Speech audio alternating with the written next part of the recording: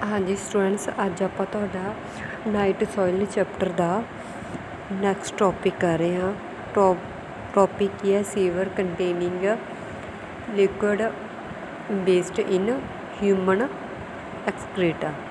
सो अज आप इस अलग अलग टॉपिक्स बारे गल करते हैं। सो शुरू करते पहला, वाट इज सीवर यानी सीवर की है।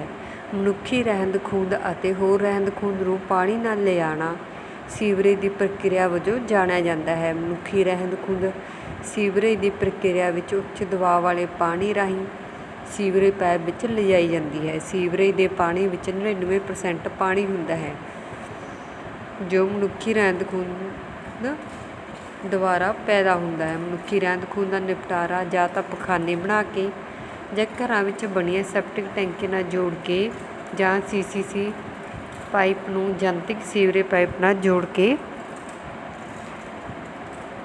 ਕੀਤਾ ਜਾਂਦਾ ਹੈ। ਦੂਸਰੇ ਸ਼ਬਦਾਂ ਵਿੱਚ ਸੀਵਰੇਜ ਮਨੁੱਖੀ ਰਹਿੰਦ ਖੂੰਦ ਨੂੰ ਤਰਲ ਕੂੜੇਦਾਨ ਵਿੱਚ ਬਦਲ ਦਿੰਦਾ ਹੈ। ਇਸ ਤੋਂ ਬਾਅਦ ਗੱਲ ਆਉਂਦੀ ਪੋਲਿਊਸ਼ਨ ਡਿਊ ਟੂ ਸੀਵਰ ਯਾਨੀ ਸੀਵਰ ਦੁਆਰਾ ਹੋਣ ਵਾਲਾ ਪ੍ਰਦੂਸ਼ਣ। ਸੀਵਰੇਜ ਲਈ ਪ੍ਰਦੂਸ਼ਣ ਦਾ ਅਧਿਕਾਰ।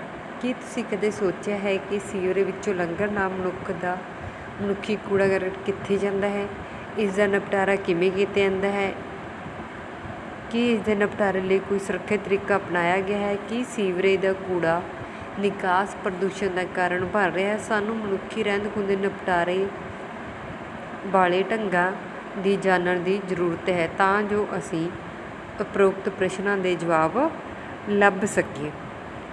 ਹੁਣ ਗੱਲ ਕਰਦੇ ਹਾਂ ਆਪਾਂ ਮੈਥਡਸ ਆਫ ਸੀਵੇਜ ਡਿਸਪੋਜ਼ਲ ਯਾਨੀ ਸੀਵੇਜ ਦੇ ਨਿਪਟਾਰੇ ਦੇ ਤਰੀਕੇ। ਮਨੁੱਖੀ ਰਹਿੰਦ ਖੂੰਹਦ ਦਾ ਨਿਪਟਾਰਾ ਦੋ ਤਰੀਕਿਆਂ ਦੁਆਰਾ ਕੀਤਾ ਜਾਂਦਾ ਹੈ। ਪਹਿਲਾ, direct flow into water sources ਪਾਣੀ ਦੇ ਸਰੋਤਾਂ ਵਿੱਚ ਸਿੱਧਾ ਪ੍ਰਵਾਹ। ਸੀਵਰੇਜ ਦੇ ਕੂੜੇ ਨੂੰ ਸਿੱਧੇ ਨੇੜਲੀਆਂ ਨਦੀਆਂ ਤਲਾਬਾਂ ਵਿੱਚ ਸੁੱਟਣ ਦਾ ਤਰੀਕਾ ਪਹਿਲੀ ਵਾਰ ਬ੍ਰਿਟੇਨ ਵਿੱਚ ਸ਼ੁਰੂ ਹੋਇਆ। ਹਾਲਾਂਕਿ ਸੀਵਰੇਜ ਦੇ ਕੂੜੇਦਾਨ ਦੇ ਨਿਕਾਸ ਤੋਂ ਬਾਅਦ 1876 ਵਿੱਚ ਇਸ ਕਾਨੂੰਨ ਨੂੰ ਲਾਗੂ ਕਰਨ 'ਤੇ ਪਾਬੰਦੀ ਲਗਾ ਦਿੱਤੀ ਗਈ ਸੀ ਜੋ ਇਸ ਵਾਰ ਸੀਵਰੇਜ ਦੇ ਨਿਕਾਸ ਕਾਰਨ ਪਾਣੀ ਦਾ ਪ੍ਰਦੂਸ਼ਣ ਸਪਸ਼ਟ ਹੋ ਗਿਆ। 1876 ਵਿੱਚ ਬਣੇ ਕਾਨੂੰਨ ਅਨੁਸਾਰ ਸੀਵਰੇਜ ਦੇ ਕੂੜੇਦਾਨਾਂ ਵਿੱਚ ਕਈ ਜ਼ਹਿਰੀਲੇ ਪਦਾਰਥ ਸਨ। ਉਹ ਪਾਣੀ ਦੇ ਅੰਦਰ ਰਹਿਣ ਵਾਲੇ ਜੀਵਾਂ ਨੂੰ ਮਾਰ ਦਿੰਦੇ ਸਨ ਅਤੇ ਪਾਣੀ ਨੂੰ ਵੀ ਪ੍ਰਦੂਸ਼ਿਤ ਕਰਦੇ ਸਨ।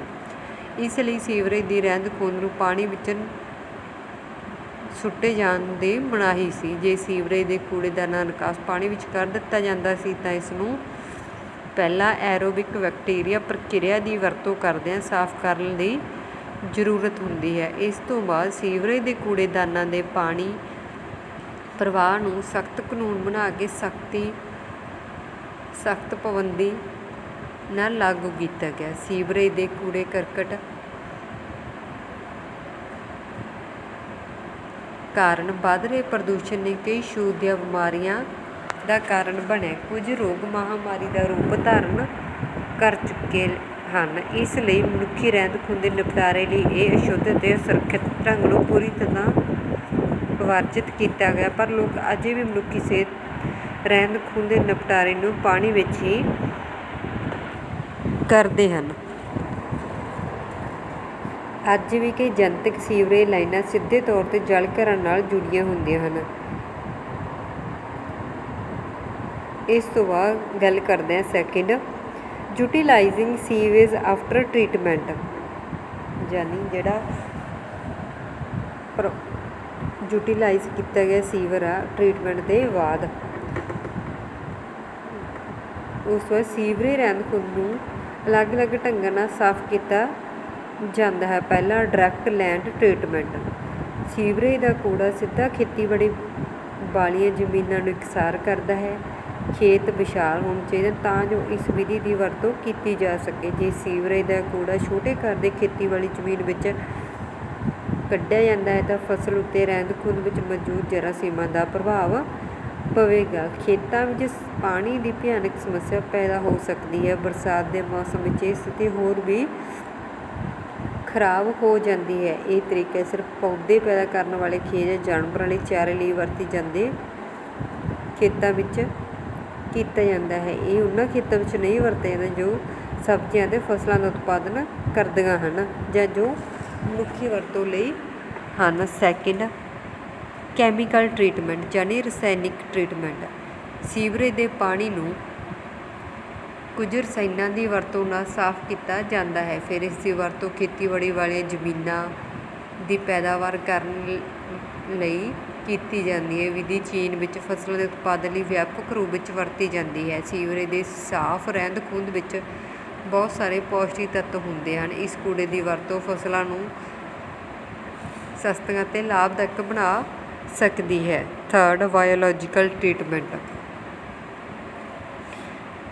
ਸੀਵਰੇਜ ਦੇ ਕੂੜੇਦਾਨ ਵਿੱਚ ਮੌਜੂਦ ਜੀਵ ਵਿਗਿਆਨਕ ਪਦਾਰਥਾਂ ਨੂੰ ਐਰੋਬਿਕ ਅਤੇ ਅਨੈਰੋਬਿਕ ਬੈਕਟੀਰੀਆ ਦੇ ਉਪਚਾਰ ਦੀ ਵਰਤੋਂ ਕਰਦਿਆਂ ਅਨੋਮੀਕਲ ਪਦਾਰਥਾਂ ਵਿੱਚ ਬਦਲਿਆ ਜਾਂਦਾ ਹੈ। ਅਨੋਮੀਕਲ ਪਦਾਰਥ ਨਾਈਟ੍ਰੇਟਸ ਅਤੇ ਨਾਈਟ੍ਰਾਈਟਸ ਵਿੱਚ ਬਦਲ ਜਾਂਦੇ ਹਨ। ਇਸ ਤੋਂ ਬਾਅਦ ਉਹਨਾਂ ਦੀ ਵਰਤੋਂ ਕੀਤੀ ਜਾਂਦੀ ਹੈ। Septic tank, filter tank, activator, sludge ਪ੍ਰਕਿਰਿਆ ਸੀਵਰੇਜ ਦੇ ਕੂੜੇ ਦੇ ਜੈਵ ਵਿਗਿਆਨਕ ਇਲਾਜ ਲਈ ਵਰਤੀਆਂ ਜਾਂਦੀਆਂ ਹਨ। ਹੁਣ ਆਪਾਂ ਇਸ ਤੋਂ ਬਾਅਦ ਗੱਲ ਕਰਦੇ ਹਾਂ maintenance of sewer and the sewer appurtenances. ਇਸ ਵਿੱਚ ਕੀ ਆ, ਯਾਨੀ ਸੀਵਰੇਜ ਅਤੇ ਉਸਦੇ ਉਪਕਰਨਾਂ ਦੀ ਸੰਭਾਲ। ਅਮਰੀਕਾ, ਜਾਪਾਨ ਵਰਗੇ ਵਿਕਸਿਤ ਦੇਸ਼ਾਂ ਵਿੱਚ ਨਿੱਜੀ ਸੰਸਥਾਵਾਂ ਇਸ ਦੀ ਸੰਭਾਲ ਕਰਦੀਆਂ ਹਨ।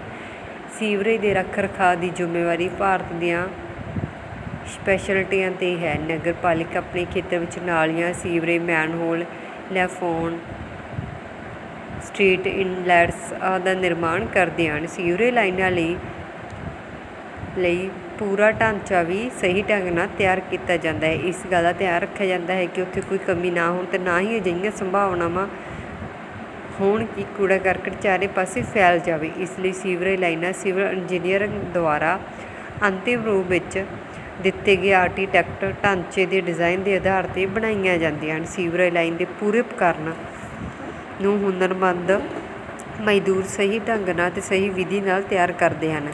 ਇਹ ਸੀਵਰੇਜ ਦੇ ਕੂੜੇ ਨੂੰ ਸਹੀ ਢੰਗ ਨਾਲ ਨਿਪਟਾਉਣ ਵਿੱਚ ਮਦਦ ਕਰਦਾ ਹੈ। ਤੁਸੀਂ ਵੇਖਿਆ ਹੋਵੇ ਕੁਝ ਲੋਕ ਖੁੱਲ੍ਹੇ ਖੇਤਰ ਵਿੱਚ ਸ਼ਾਂਤ ਭਾਵੇਂ ਉਹਨਾਂ ਕੋਲ ਪਖਾਨੇ ਹੁੰਦੇ ਹਨ ਯਾਨੀ ਮਲ ਤਿਆਗ ਕਰਦੇ ਹਨ।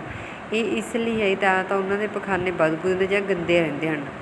ਘਰੇਲੂ ਪਖਾਨਿਆਂ ਵਿੱਚ ਬਦਬੂ ਆਉਣ ਕਾਰਨ ਜਨਤਕ ਸੀਵਰੇਜ ਦਾ ਗਲਤ ਨਿਰਮਾਣ ਹੋ ਸਕਦਾ ਹੈ। ਪਰ ਜੇ ਜਨਤਕ ਸੀਵਰੇਜ ਵਿੱਚ PR ਦਾ ਕੋਈ ਪ੍ਰਬੰਧ ਨਹੀਂ ਹੈ ਤਾਂ ਲੋਕਾਂ ਸਾਹ ਲੈਣ ਲਈ ਜਨਤਕ ਸੀਵਰੇਜ ਦੀ ਬਦਬੂ ਆਉਣ ਲੱਗ ਜਾਂਦੀ ਹੈ। ਘਰਾਂ ਵਿੱਚ ਪਖਾਨਾ ਤੱਕ ਪਹੁੰਚਣ ਲਈ ਅਲੱਗ-ਅਲੱਗ ਉਪਕਰਨਾਂ ਦੀ ਵਰਤੋਂ ਦੀ ਜ਼ਰੂਰਤ ਹੈ। ਇੱਕ ਸੁਰੱਖਿਅਤ ਅਤੇ ਸੀਵਰੇਜ ਦੀ ਵਰਤੋਂ ਕਰਨਾ ਮੁਸ਼ਕਲ ਹੋ ਜਾਂਦਾ ਹੈ। ਇਸ ਦੇ ਅਲੱਗ-ਅਲੱਗ ਢੰਗ ਜਿਵੇਂ ਫਸਟ, ਮੈਨਹੋਲ।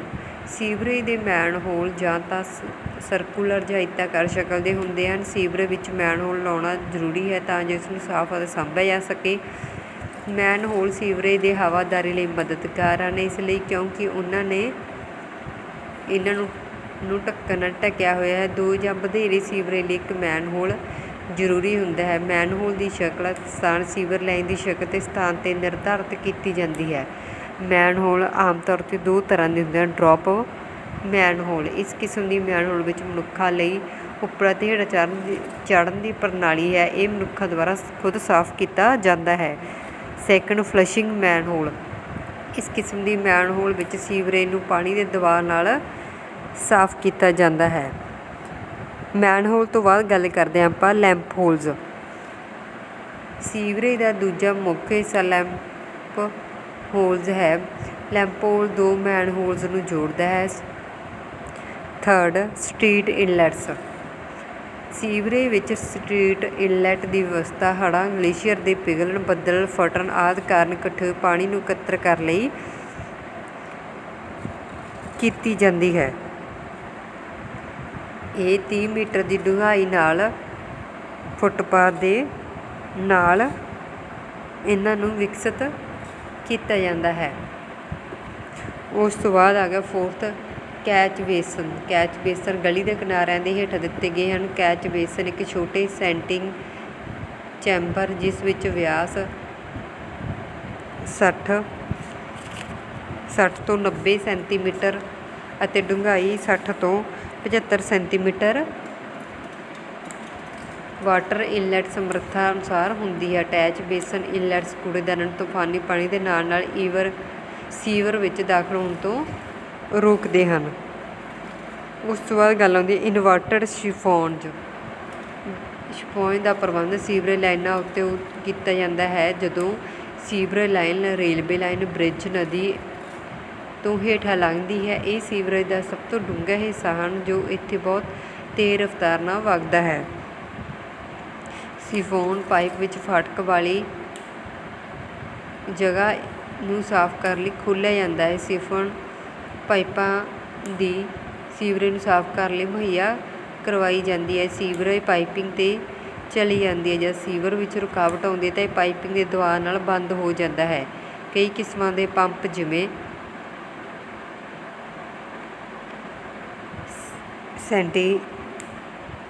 ਸੈਂਟਰੀਫਿਊਗਲ ਪੰਪ, ਨਿਊਮੈਟਿਕ ਜੈਟਰ ਪੰਪ ਆਦਿ ਦੀ ਸੀਵਰ ਸਿਸਟਮ ਵਿੱਚ ਵਰਤੋਂ ਕੀਤੀ ਜਾਂਦੀ ਹੈ। ਇਸ ਤੋਂ ਬਾਅਦ ਆਪਾਂ ਲਾਸਟ 'ਤੇ ਗੱਲ ਕਰਦੇ ਹਾਂ methods of disinfection of sewerage. ਇਸ ਵਿੱਚ ਕੀ ਹੁੰਦਾ ਹੈਗਾ, ਜਿਹੜੀ ਸੀਵਰ ਨੂੰ ਕੀਟਾਣੂ ਰਹਿਤ ਕਰਨ ਦੇ ਅਲੱਗ-ਅਲੱਗ ਤਰੀਕੇ। ਪਹਿਲਾ ਇਸ ਵਿੱਚ ਹੁੰਦਾ ਹੈਗਾ ਲਾਈਮ ਜਾਣੀ ਚੂਨਾ। ਲਗਭਗ 720 ਤੋਂ 960 ਮਿਲੀਗ੍ਰਾਮ ਚੂਨਾ ਇੱਕ ਗੈਲਨ ਦੇ ਇਲਾਜ ਲਈ ਯਾਨੀ ਕਿ 4.5 ਜਾਂ 4.6 ਲੀਟਰ ਸੀਵਰੇਜ ਦੇ ਇਲਾਜ ਲਈ ਵਰਤਿਆ ਜਾਂਦਾ ਹੈ। ਸੈਕਿੰਡ ਅਲਿਊਮ ਜਾਨੀ ਫਟਕੜੀ ਸੀਵਰੇਜ ਦੇ ਪਾਣੀ ਅਤੇ ਗੈਸਾਂ ਦੀ ਰਹਿੰਦ ਖੂੰਹਦ ਨੂੰ ਵੱਖ ਕਰਦਾ ਹੈ। ਇੱਕ ਗੈਲਨ ਸੀਵਰੇਜ ਦੀ ਰਹਿੰਦ ਖੂੰਹਦ ਦੀ ਸਫਾਈ ਲਈ ਆਮ ਤੌਰ 'ਤੇ 300 ਤੋਂ 500 ਮਿਲੀਗ੍ਰਾਮ ਫਟਕੜੀ ਕਾਫੀ ਹੁੰਦੀ ਹੈ। Third amine process. ਇਸ ਅਨੁਪਾਤ ਵਿੱਚ ਚੂਨਾ ਅਤੇ ਬਰਾਈਨ ਦੇ ਮਿਸ਼ਰਣ ਦੀ ਵਰਤੋਂ ਕਰਕੇ ਸੀਵਰੇਜ ਦੀ ਰਹਿੰਦ ਖੂੰਹਦ ਨੂੰ ਸਾਫ਼ ਕੀਤਾ ਜਾਂਦਾ ਹੈ। Fourth iron sulphate copper. ਇਸ ਵਿਧੀ ਵਿੱਚ ਬਰਾਬਰ ਮਾਤਰਾ ਵਿੱਚ ਚੂਨਾ, ਅਲਕਾਈਨ ਅਤੇ ਹਾਈਡਰੇਟ ਪੈਰਾਆਕਸਾਈਡ ਲਿਆ ਜਾਂਦਾ ਹੈ ਤਾਂ ਜੋ ਕੁੱਲ ਮਾਤਰਾ 180 ਤੋਂ 300 ਮਿਲੀਗ੍ਰਾਮ ਬਣ ਜਾਵੇ। ਇਸ ਦੀ ਵਰਤੋਂ ਸੀਵਰੇਜ ਦੇ ਕੂੜੇਦਾਨ ਨੂੰ ਸਾਫ਼ ਕਰਨ ਲਈ ਕੀਤੀ ਜਾਂਦੀ ਹੈ। Fifth ABC method. ਸੀਵਰੇਜ ਦਾ ਠੋਸ ਕੂੜਾ ਇਸ ਢੰਗ ਵਿੱਚ ਨਿਬੜਦਾ ਹੈ ਅਤੇ ਸਾਫ਼ ਪਾਣੀ ਮਿਲਦਾ ਹੈ। ਅਲੀਮੋਫੈਰਿਕ ਮਿੱਟੀ ਚਾਰਕੋਲ ਦੀ ਵਰਤੋਂ ਇਸ ਢੰਗ ਵਿੱਚ ਕੀਤੀ ਜਾਂਦੀ ਹੈ। ਸੀਵਰੇਜ ਦੇ ਕੂੜੇਦਾਨ ਨੂੰ ਰੋਗਾਣੂ ਮੁਕਤ ਕਰਨ ਲਈ ABC ਮੈਥਡ ਦੀ ਵਰਤੋਂ ਕੀਤੀ ਜਾਂਦੀ ਹੈ। ਸੋ ਸਟੂਡੈਂਟਸ, ਇਹ ਸੀ ਤੁਹਾਡਾ ਅੱਜ ਦਾ ਟੌਪਿਕ।